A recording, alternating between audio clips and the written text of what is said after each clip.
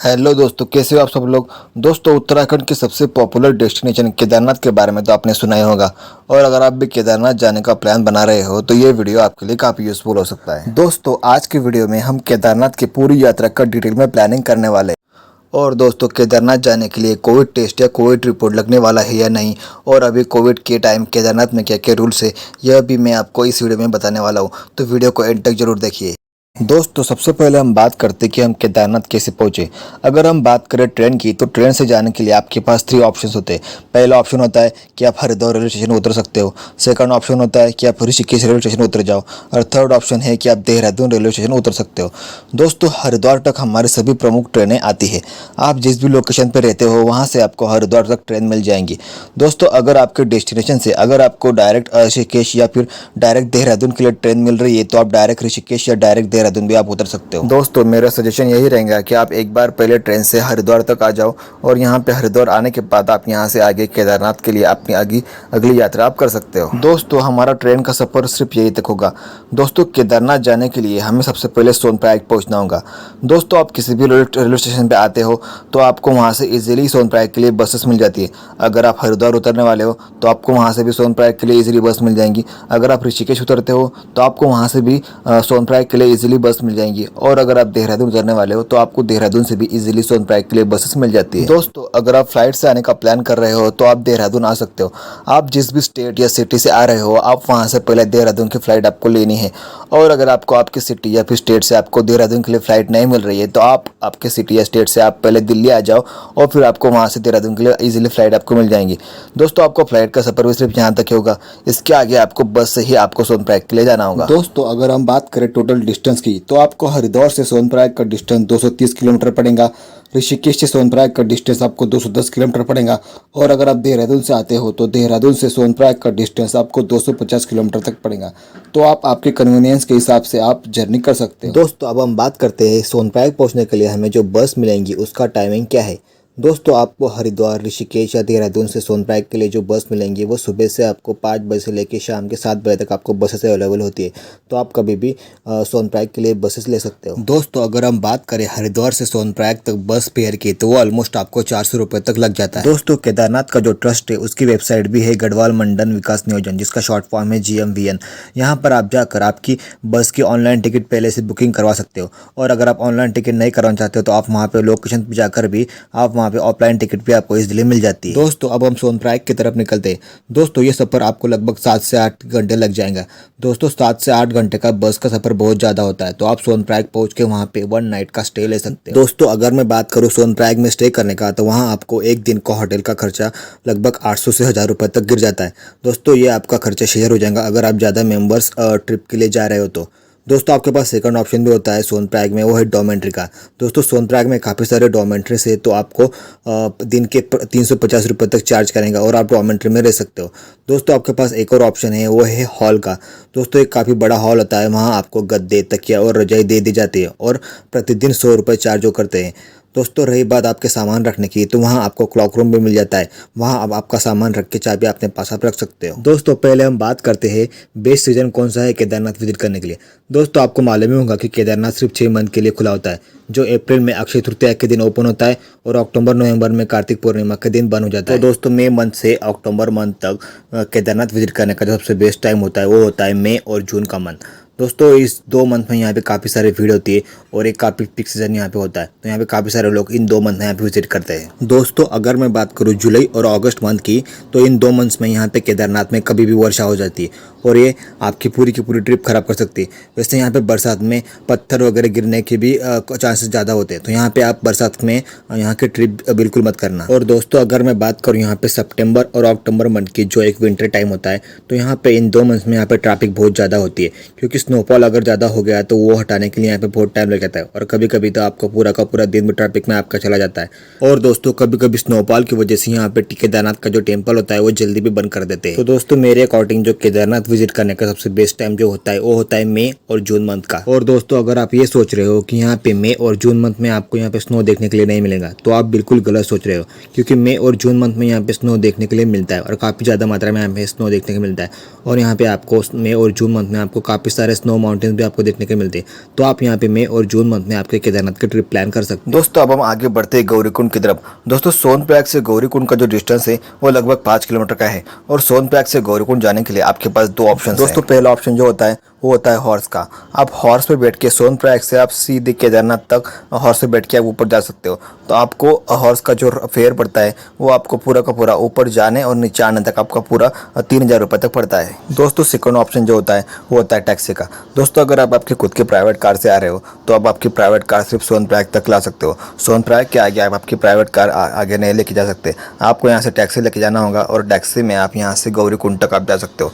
यहाँ से आपको बुलेरो और सुमो आपको टैक्सी मिल जाती है जो आपका सोनप्रयाग से गौरीकुंड तक 30 रुपये तक लेते हैं और आपको गौरीकुंड तक छोड़ देते हैं। दोस्तों अब हम गौरीकुंड पहुंच चुके हैं। दोस्तों यहाँ पे गौरीकुंड पहुंचने के बाद यहाँ पे गौरी माता का एक छोटा सा बहुत खूबसूरत मंदिर है। तो आप यहाँ पे गौरीकुंड में आप यहाँ पे दर्शन कर सकते हो। और दोस्तों मैं आपको सजेस्ट करूंगा कि आप वहाँ से सोनप्रयाग से आप सुबह 2 या 3 बजे आप गौरीकुंड के लिए निकल जाओ, क्योंकि गौरीकुंड से केदारनाथ का जो डिस्टेंस है वो लगभग 16 किलोमीटर का है। और अगर आप सोनप्रयाग से आप सुबह निकल जाते हो तो आप सुबह तक गौरीकुंड पहुँच जाओगे। और गौरीकुंड से आप सुबह मॉर्निंग में 8-9 बजे अगर वॉकिंग स्टार्ट करते हो, ट्रैकिंग स्टार्ट करते हो तो आप शाम तक केदारनाथ इजीली पहुंच सकते हो। दोस्तों गौरीकुंड में पहुंच के अगर आपको चाय नाश्ता करना है तो आप वहां पे चाय नाश्ता कर सकते हो। इसके अलावा अगर आप केदारनाथ की ट्रैकिंग शुरू करने से पहले अगर आप लंच करना चाहते हो तो गौरीकुंड में लंच की भी काफ़ी अच्छी खासी सुविधा है। तो आप लंच करके भी वहाँ पे केदारनाथ के लिए ट्रैकिंग शुरू कर सकते हो। दोस्तों अगर आपकी एज अगर ज़्यादा है और आप ट्रैकिंग नहीं कर सकते तो आपको यहाँ पे गौरीकुंड में पिट्ठू अवेलेबल है। तो आप यहाँ पे पिट्ठू में बैठकर आप सीधे केदारनाथ की तरफ यात्रा कर सकते हैं।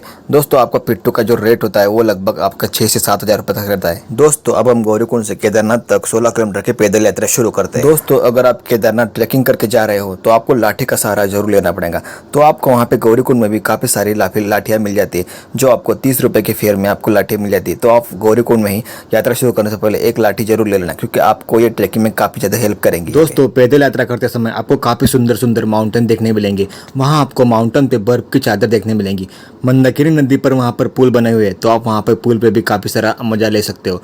और अगर आपको फोटोशूट और वीडियोस में इंटरेस्ट है तो आप इजीली 16 किलोमीटर की जर्नी आप पार कर लोगे। दोस्तों ट्रैकिंग करते समय आपको यहाँ पे काफ़ी सारे शॉप्स मिल जाते हैं जहाँ आप लंच और ब्रेकफास्ट आप कर सकते हो।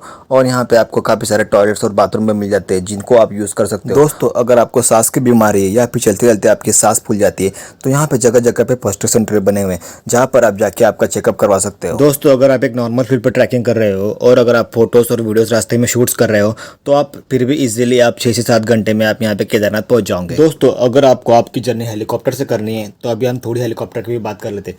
दोस्तों अगर आपको हेलीकॉप्टर से केदारनाथ जाना है तो आपको सोनप्रयाग जाने की आवश्यकता नहीं है। सोनप्रयाग से 15 किलोमीटर पहले एक डेस्टिनेशन है जिसका नाम है फाटा। तो आपको फाटा उतरना होगा और फाटा पे जगह जगह पे काउंटर बने हुए हैं तो आप वहाँ पे ऑफलाइन टिकट निकाल के आप केदारनाथ के लिए जा सकते हो। दोस्तों अगर मैं बात करूँ यहाँ पे प्राइस की तो आपको यहाँ से फाटा से केदारनाथ का जो प्राइस है वो लगभग 1 पर्सन के लिए 6 से 8 हज़ार रुपये तक लगता है। इस प्राइस में आप यहाँ से फाटा से केदारनाथ तक जाओगे, हेलीकॉप्टर से जाओगे और वहाँ पे आप केदारनाथ में दर्शन करने के बाद वहाँ से रिटर्न आप हेलीकॉप्टर में फाटा तक आओगे। तो इस पूरी जर्नी का राउंड ट्रिप का खर्चा आपको 1 पर्सन के लिए लगभग 6 से 8 हज़ार रुपये तक लग जाता है। दोस्तों आप आपके हेलीकॉप्टर की टिकट 1 महीने पहले भी बुक करा सकते हो।